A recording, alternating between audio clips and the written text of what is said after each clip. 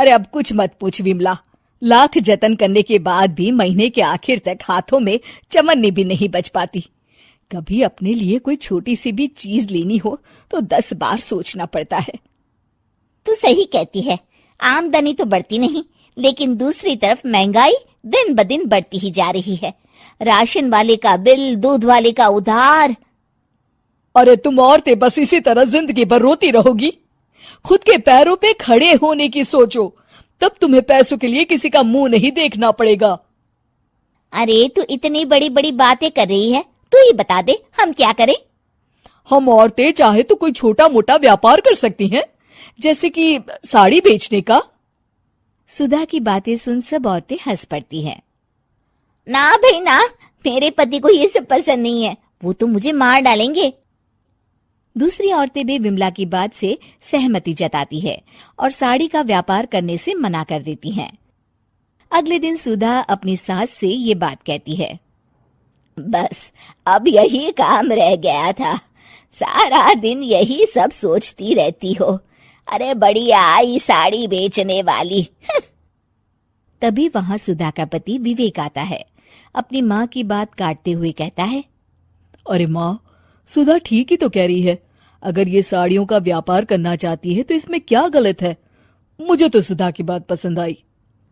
अरे मजाक है क्या व्यापार करना? अच्छे अच्छों की खटिया खड़ी हो जाती है।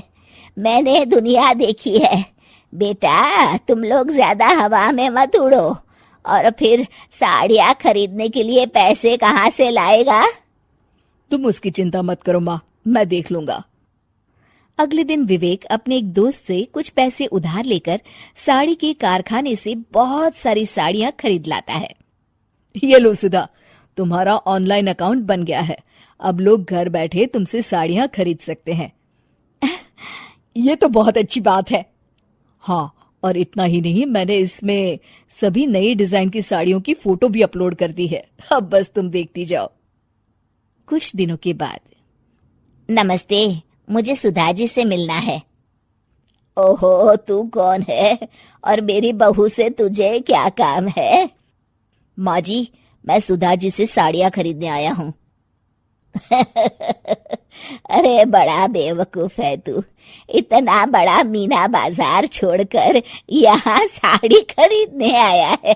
तेरा ऊपर का कोई पेच ढीला है क्या? अरे माँ जी, आप नहीं जानती, आजकल ऑनलाइन का जमाना है, समय और पैसे दोनों की बचत होती है। तभी वहां सुधा आ जाती है। सुधा बिरजू को साड़ियाँ दिखाती है। क्या बात है सुधा बहन जी, आपके पास तो बहुत ही सुंदर सुंदर साड़ियाँ हैं। एक काम करिए, ये वाली दे दीजिए और ये वाली भी। छोड़िए, एक काम करिए, ये सभी ही दे दीजिए। सुधा की सास हैरान रह जाती है। अरे इतनी साड़ी का तू करेगा क्या? अरे माँ जी, मेरी बीवी पहनेगी। अरे कितनी बीवियां है तेरी? माँ जी आप भी ना, बीवी तो एक ही है। पहले तो मैं 2-4 साड़ियाँ लेने आया था, लेकिन अब पूरी 20 साड़ियाँ ले जा रहा हूँ। ये लीजिए सुधा बहन जी, आपके पैसे, चलता हूँ। धीरे धीरे सुधा के द्वारा घर में खोली गई छोटी सी दुकान चल पड़ती है और देखते ही देखते सुधा के घर ग्राहकों की लाइन लग जाती है। पैसों की आमदनी देख सुधा की सास की आंखें फटी की फटी रह जाती है।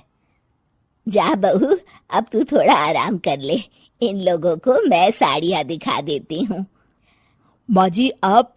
अरे हाँ हाँ, अब जा भी। इस तरह सुधा की सास भी उसके कारोबार में हाथ बटाने लगती है।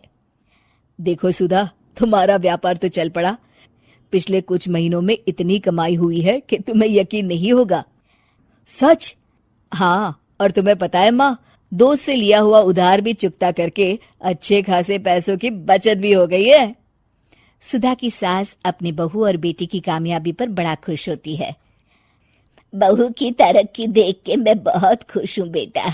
तूने साबित कर दिया कि अगर पति का सपोर्ट मिले तो पत्नी कुछ भी कर सकती है। जी माँ जी, आपने बिल्कुल सही कहा।